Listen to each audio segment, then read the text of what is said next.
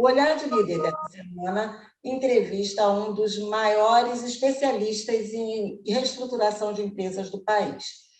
No auge da crise, lá em 2020, ele projetou que a gente teria mais ou menos 500 casos de reestruturação empresarial de grandes empresas depois da pandemia.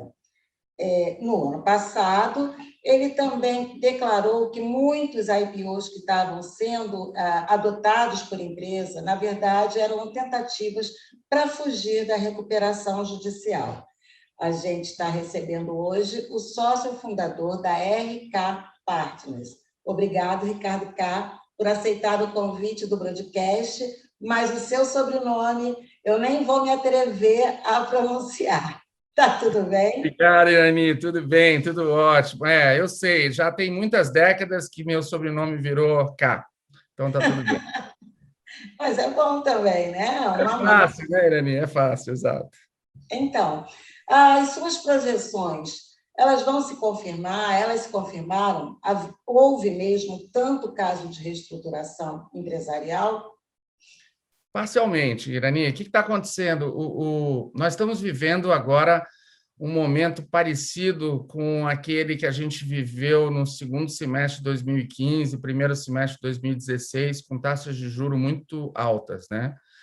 E, na verdade, nós saímos de uma Selic de 2% ao ano em janeiro de 2021 para uma Selic agora de 13,75%. Então, você imagina o custo da dívida das grandes empresas, empresas que achavam que não estavam muito alavancadas, agora estão pagando CDI mais 4, CDI mais 5, estão pagando perto de 20% de juro ao ano, e não estão conseguindo repassar isso para o preço final dos seus produtos. Então, eu acho que haverá uma concentração maior dessas reestruturações no primeiro semestre do ano que vem. Daquelas minhas projeções, primeiro vamos contextualizar que no Brasil, hoje, você tem um número muito grande de empresas inadimplentes.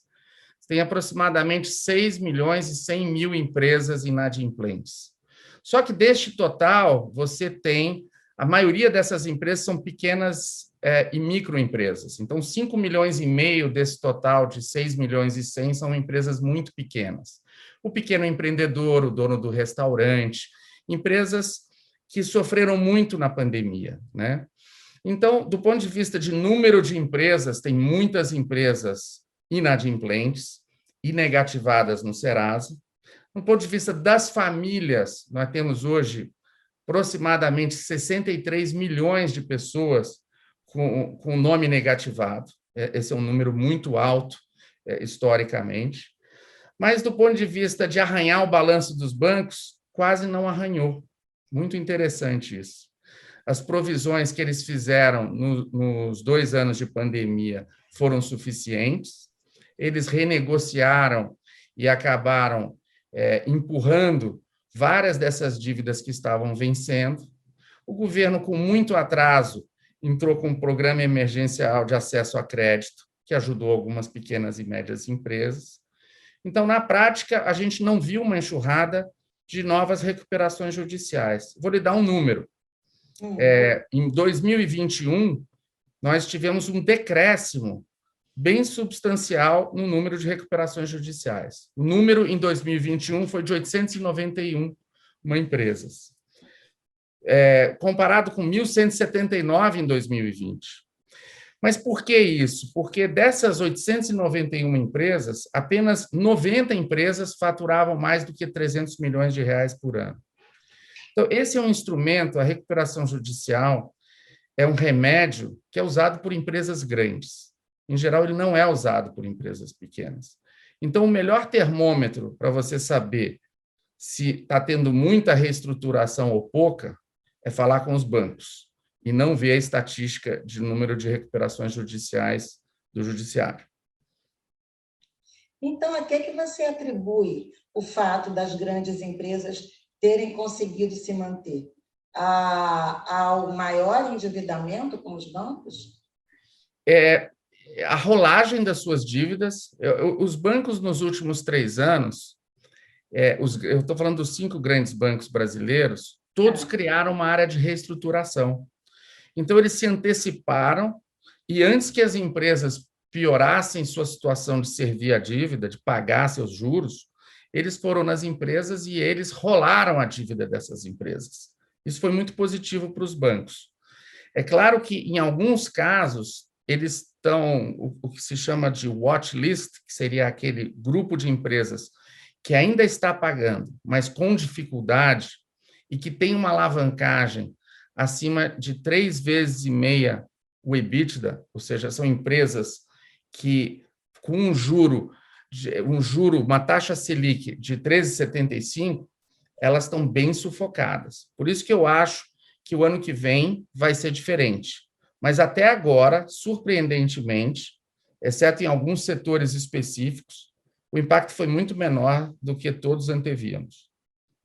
E quais os setores específicos que você vê que são mais vulneráveis, que não estariam assim com tanto fôlego? Alguns setores conhecidos que sofreram muito com a pandemia, né? Então, o setor de transporte aéreo, por exemplo, mesmo de mobilidade urbana, todas essas concessionárias de metrô, linhas de ônibus, etc., sofreram bastante com a diminuição do número de passageiros. Toda a parte de hotelaria, restaurantes, esses sofreram muito. E, em geral, são empresas pequenas. Mesmo os hotéis são administrados, em geral, eles usam bandeiras de grandes cadeias de hotéis, mas eles, na verdade, cada hotel tem um dono diferente. Então, esses sofreram muito com a taxa de ocupação baixa e com todo mundo em casa. Mas agora eles também estão lavando a égua. Quer dizer, você pode ver que o preço das passagens dobrou, todos estão tirando um pouco esse atraso. Você vai tentar um hotel nas grandes capitais, eles dobraram de preço, e esse é um fenômeno mundial, não é só no Brasil. Então, esses são setores que estão querendo se vingar da pandemia às custas do consumidor final. E tem retornado muito, né, essa atividade. Você falou das companhias aéreas, a gente agora já está vendo, os aeroportos estão funcionando plenamente, as empresas e as tarifas continuam realmente muito altas. É verdade. Não é? E mesmo assim não está afastando tanto a demanda. Você acha que, nesse caso, aqui no Brasil, eles vão conseguir ultrapassar essa crise e manter o mesmo número de empresas, enfim, e se manter sustentável? Algumas empresas no Brasil e fora entraram com grandes reestruturações, às vezes judiciais ou não. Por exemplo, a Latam entrou nos Estados Unidos com Chapter 11, que é a recuperação judicial americana. Então, você teve alguns casos que empresas entraram com medidas protetivas no judiciário e alguns que elas simplesmente resolveram conversar diretamente com o pool de bancos, né? Eu vejo pelos nossos casos. Nesses 15 anos, nós tivemos 106 casos.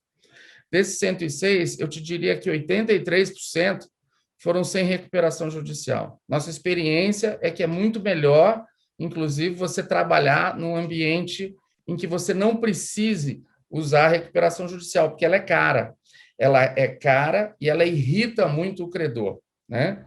E quando você, às vezes, não tem jeito, às vezes você está sendo atacado por um credor e a única forma que você tem de se defender é com o manto sagrado da RJ e com o que eles chamam de stay period, que são esses 180 dias em que você não pode pedir a falência da companhia. Então, eu diria que isso é o óleo de rícino, que você só usa quando você realmente precisa. Você não vai usar a RJ, que você tem que ter um assessor financeiro, você tem que ter um bom advogado, você tem custos judiciais. É um processo complexo, você tem que chamar uma assembleia, e isso é coisa para empresa grande, né? E essa mesma analogia você vê, por exemplo, que a inadimplência, no geral, ela continua em torno de 2,5%. É uma inadimplência relativamente baixa, historicamente. Mas eu acho que com essa taxa de juro alto, nós vamos ver uma crise semelhante à que a gente viu a partir de 2016 e 2017, com a diferença que, naquele momento, o Brasil também passava pelo auge da Lava Jato. Então, todas as grandes empresas de infraestrutura foram dragadas para esse processo, porque perderam seu principal cliente, que era o governo. Então, naquele momento, nós tivemos assim a tempestade perfeita. Você tinha empresas grandes muito alavancadas e você tinha todo o setor de infraestrutura sendo dragado para a Lava Jato. Mas você tinha outras empresas que talvez a gente tenha um fenômeno parecido. Por exemplo, nós reestruturamos a PDG, é público, era o maior caso, uma empresa que chegou a ter 641 canteiros de obras simultâneos, né? Uma empresa muito grande, maior empresa de real estate residencial do Brasil. E hoje você começa a ver que tem muita empresinha de real estate que está muito alavancada. Conseguiu repassar parcialmente para o preço final. O preço final do metro quadrado nas grandes metrópoles subiu muito. Só que eles dependem muito do financiamento. E financiamento de longo prazo, com Selic a 13,75, é doloroso. E as pessoas vão ter dificuldade de pagar, vão ficar inadimplentes e provavelmente vão tentar destratar os seus contratos. Então, eu antevejo que, por exemplo, um setor que deve sofrer bastante com a alta dos juros é o setor das imobiliárias e das empresas de real estate residencial no ano que vem. Você teve reflexo, você sentiu o reflexo desses 2 anos e meio, acho que 2 anos e meio, quase 3 anos de crise. Na sua consultoria, houve um aumento pela procura por reestruturação, mesmo que não judicial? Sim, a gente teve, mas nós somos assim, fazer uma analogia, nós somos uma alta costura, né? Nós não somos uma empresa que pega muitos casos ao mesmo tempo, mas nós tivemos que recusar muitos casos nesse processo, porque a gente tem uma equipe reduzida e a gente quer continuar prestando um serviço de altíssima qualidade. Mas esse foi um mercado que se desenvolveu bastante. Vários concorrentes meus surgiram do nada. Gente que fazia IPO e M&A, de repente, começou a achar que reestruturação era um bom negócio, apesar de não entender do assunto, né? E eu acho que agora vai haver uma depuração desse mercado, porque a gente milita nessa área há muitos anos, há décadas, né? E a gente conhece profundamente não só a lei da recuperação judicial, mas todos os mecanismos. A gente tem uma relação com os credores importante, uma relação meio paradoxal, porque eles nos odeiam porque nós somos muito duros com eles, mas eles também gostam de nos ver do outro lado, porque sabem que sempre tem uma solução estrutural e definitiva para o caso. A verdade é que, hoje em dia, muitas dessas pequenas empresas simplesmente rolaram a dívida dos seus clientes. E, no ano que vem, esse fantasma vai voltar, né? Então, assim, quando a gente olha no saldo de crédito do sistema financeiro nacional, você está hoje com cerca de 53% do PIB, é um número que, para uma economia desenvolvida com taxas de juros baixas, é um número baixo, porque o Brasil não é tão alavancado. Mas, para uma economia como o Brasil, que tem juros reais tão altos, é um número elevado. Então, eu acho que isso pode mudar bastante essa perspectiva do ano que vem. Só por curiosidade, quantos casos, mais ou menos, vocês foram obrigados a recusar? Olha, nós pegamos, na média, de 6 a 8 casos por ano. Nós tivemos uns 20 casos que nós não conseguimos pegar. E aí, por diferentes razões. Às vezes, o caso é muito pequeno e a gente acaba sendo caro para um cliente. Nós tendemos a funcionar melhor em clientes médios e grandes. Casos muito pequenos, um bom advogado resolve sozinho. Essa é a nossa recomendação para um cliente. Então, se ele tiver uma dívida acima de 200 milhões, eu acho que é natural que ele venha conversar conosco. Mas, se ele tiver uma dívida muito pequena, provavelmente vai ser antieconômico para ele. Desses casos durante a crise, algum que você possa citar, assim, algum que já esteja em conclusão, algum que tenha sido bem-sucedido, alguma reestruturação que possa ser citada? Tem alguns bons casos que deram muito certo. Acho que o PDG talvez é o melhor deles, eles inclusive saíram da RJ. Outro que está indo bem do ponto de vista da recuperação judicial, que foi muito complexo, é da Novo Honor, que era o Odebrecht, porque lá nós tivemos que aprovar 22 planos, Irani. Às vezes as pessoas acham que quando é um grande grupo, você aprova um grande plano numa assembleia. Só que às vezes não é assim, às vezes você tem que aprovar CNPJ por CNPJ, os credores são diferentes. É claro que é mais fácil você aprovar um grande plano, né? Então, esses são os dois casos que terminaram ou que estão terminando de maior sucesso, né? Mas não representam alguma coisa dessa crise pandêmica, né? A Novo Honor tá faltando o que mesmo? Não, agora é uma questão de implementar os planos que foram aprovados. Eu acho que não só para a Novo Honor, mas para todas as empresas do setor de infraestrutura, a grande questão é como é que a empresa de engenharia se viabiliza nesse mercado grande, mas com alguma demanda reprimida, mas sem grandes projetos estruturantes de infraestrutura. E no caso da Novo Honor, tem a questão da Braskem, que na prática é dos credores, mas que eles ainda não venderam, né? Então, talvez ainda tenha alguns prolongamentos, né, nesses dois temas. Mas, do ponto de vista da nossa contratação, que foi a aprovação dos planos, criação de um plano que fosse factível e aceito pelos credores e aprová-lo nas assembleias, foi um grande sucesso. A gente teve, no ano passado, vários casos de empresas, era muito interessante, Irani, que elas vinham conversar com a gente, pensando numa recuperação judicial, e 2 semanas depois a gente via que o cara estava indo fazer o IPO, abrir o capital.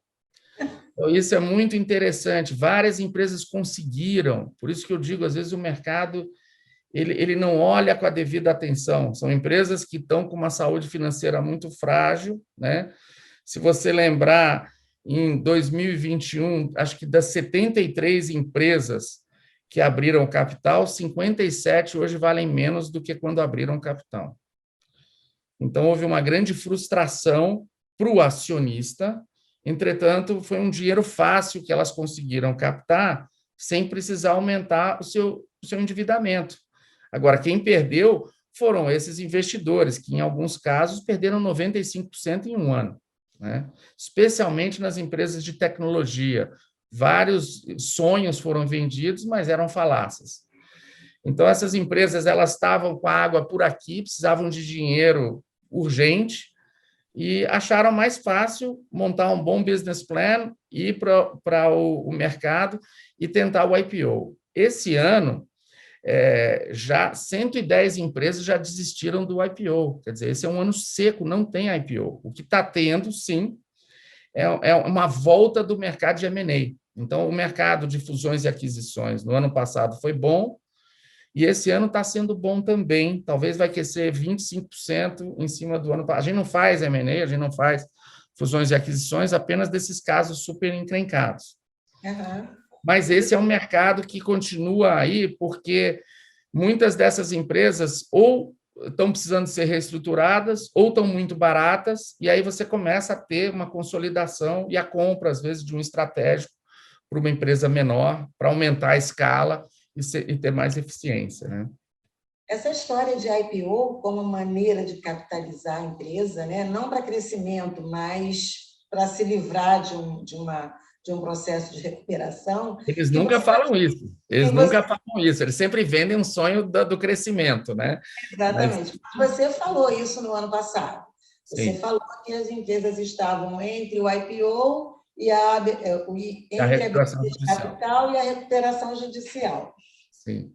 Então, isso você diria que foi uma estratégia que deu certo para a empresa e deu errado para o investidor, é isso? É isso. Eu acho que é exatamente isso. Deu certo para a empresa, eu acho que muitas dessas empresas, eu acho que tem um problema de credibilidade. Eu acho que isso começou a ficar muito claro no final do ano passado, a partir de agosto do ano passado.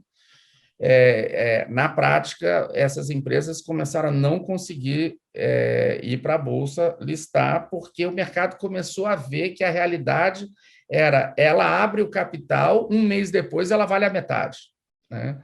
E ela vale a metade porque o pessoal faz a conta e vê que, opa, talvez os números estavam meio inflados, etc. Então, mais do ponto de vista de resolver o problema de financiamento da companhia, sem pegar dinheiro de empréstimo novo, é um dinheiro que quem perdeu foi o acionista. O acionista deu o dinheiro e essa ação desvalorizou enormemente. Eu tenho vários conhecidos que estavam encantados com esse momento da economia brasileira e eu alertei a todos que pelo menos metade não ia funcionar. E o que a gente vê é que 78% dos casos as empresas hoje valem menos do que quando abriram o capital. Isso há um ano, né? Então, quem pagou a conta foi o investidor. Isso é uma brecha? Você acha que há uma brecha nesse processo? Alguma coisa que pudesse evitar, porque isso é ludibriar o investidor, né? Bom, essa é uma palavra bem forte. Eu acho que, na prática, todos contratam bons advogados e têm todas as ressalvas possíveis para dizer que, olha, não deu certo e esse era um investimento de risco, muitas vezes para um investidor muito qualificado. Então, eu não sei se tem uma solução, a não ser os próprios investidores se assessorarem melhor e não caírem nesse conto do vigário, né? Eu acho que isso é uma coisa meio pendular na economia brasileira. Acho que vai demorar um tempo para voltar o IPO. As pessoas falam muito que o problema é da instabilidade política, das eleições, etc. Eu acho que tem dois grandes problemas. O primeiro é que você tem uma renda fixa pagando muito. Então, nos próximos 2 anos, o Brasil vai continuar sendo um país rentista. E o segundo é que, de fato, teve esse overdose de empresas superavaliadas, que, na prática, não entregaram o que o plano de negócio previa. Aí você vai dizer, bom, mas tem como punir as empresas? Eu acredito que não. Acho que a CVM faz um bom trabalho de criar todo o arcabouço do que tem que ser explicado e que tipo de número tem que ser oferecido, mas alguns desses planos de negócio eram um pastel de vento, né? Sem recheio. Então, eu acho que é um processo educativo e o mercado vai demorar um pouco para voltar a ter esse apetite por IPO de empresa pequena que quer mostrar um crescimento muito grande e explica que precisa de muito dinheiro, né? Eu acho também que um dos problemas que a gente tem hoje do financiamento, quer dizer, durante um período, boa parte do dinheiro de pessoa física ia para o empréstimo consignado. Você lembra que você tinha, né? Então, só para lembrar, você chegou a ter 1/3 do crédito indo para empréstimo consignado, especialmente de funcionário público, que é aquele que você desconta na folha, fica uma coisa muito fácil para o credor cobrar, né? Mas o empréstimo consignado ele diminuiu bastante, ele estava intoxicando as famílias, e eu acho que o próprio mercado, as famílias, começaram a ver que aquilo era intoxicante, diminuíram, apesar de hoje você ter 4 em cada 10 brasileiros estão negativados no Serasa. Esse é um número muito alto. Historicamente, é o número mais alto que a gente tem, né? E no Brasil, quando você é negativado, para você limpar seu nome, demora muito, né? Então, eu acho que, de novo, o empréstimo consignado, que era algo maravilhoso, hoje não é mais. É que nem o IPO das empresas. Então, você tem... E aí os credores vão mudando de estratégia. Como é que eles vão poder pegar mais dinheiro e emprestar com juros tão altos? Eu acho que agora começa a ficar perigoso emprestar, tanto para pessoa física quanto para pessoa jurídica, sem você ter as garantias adequadas. E aí você começa a ver que o volume de crédito de pessoa jurídica no Brasil está estagnado há 1 ano, ou seja, não há novas concessões, só rolagem. Então, assim, para uma economia que quer crescer, que vai crescer, sei lá, 1,8% em 2022 e talvez 0,5% em 2023, você ter um juro alto vai segurar a economia, que é o que a gente está vendo na prática. Ok. Você chegou a citar aí o caso da Novo Honor e a Braskem. A venda da Braskem pelos credores, ela foi meio atropelada por tudo isso também, né? Inclusive pela própria pandemia. Agora, também essa crise, ano de eleição, essa coisa toda. Você acha que agora o seu feeling é que agora é uma coisa que vai para esse ano ainda, ano que vem? Olha, eu não tenho bola de cristal, mas eu acho que esse ano não vai nada. Eu acho que esse ano é um ano meio que perdido para essas grandes operações. Seja pela turbulência política, mas principalmente porque você não sabe o que vai acontecer com a guerra da Ucrânia, com o preço do petróleo, você não sabe o que vai acontecer, quanto tempo que o Brasil vai continuar tendo que ter juros tão altos para segurar a inflação. Então, eu acho que é difícil você vender um ativo tão bom por um preço aviltado, porque está na crise. Então, eu entendo também um pouco a postura dos bancos de segurarem um pouco, porque esse é um ativo, é realmente um ativo excelente e que paga bons dividendos. Então, não é também que ele está queimando na mão dos bancos e tudo. Então, assim, minha opinião pessoal é que não só no caso da Braskem, mas de grandes ativos, eu acho que essa vitória de Pirro aí de Eletrobras, uma outra coisa, você não tem grandes operações acontecendo e você tem compra de empresas pequenas nesse M&A frenético, né? Quando você olha também o grau de endividamento das empresas brasileiras, a gente está não é um número estruturalmente tão alto se a gente tivesse uma taxa de juro baixa. Mas hoje você tem as 230 empresas abertas têm uma dívida líquida, que seria a dívida bruta menos o caixa que elas têm, de cerca de 830 bilhões de reais. Desses 830 bilhões de reais, você tem mais ou menos 250 bi vencendo em 6 meses.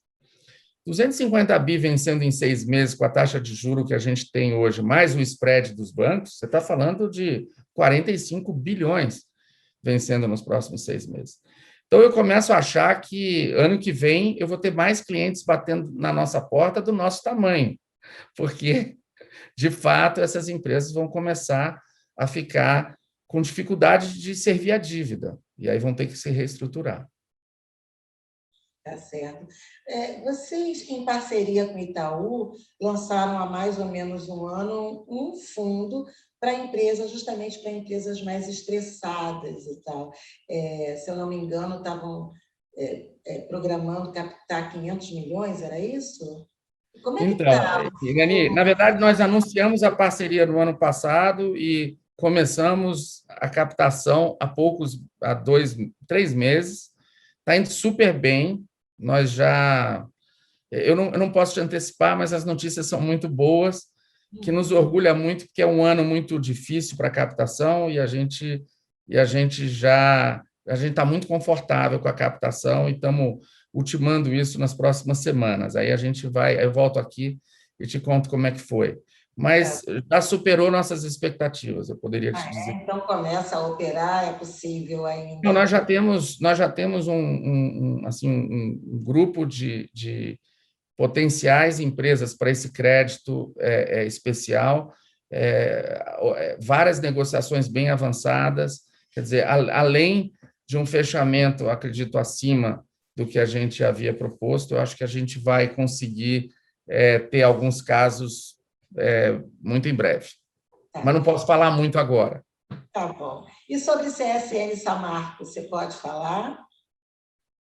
Olha, eu não vou falar porque a CCN é uma empresa aberta. Nós estamos honrados de ter sido convidados para um caso tão interessante e complexo. Acho que é um caso muito interessante que, obviamente, pode ajudar muito, acreditamos nós, tanto a Samarco quanto a própria CSN, mas eu não posso comentar nada a respeito do caso. Tá bom, cara. Eu te agradeço demais ter participado aqui do nosso programa. Prazer, Irani, prazer.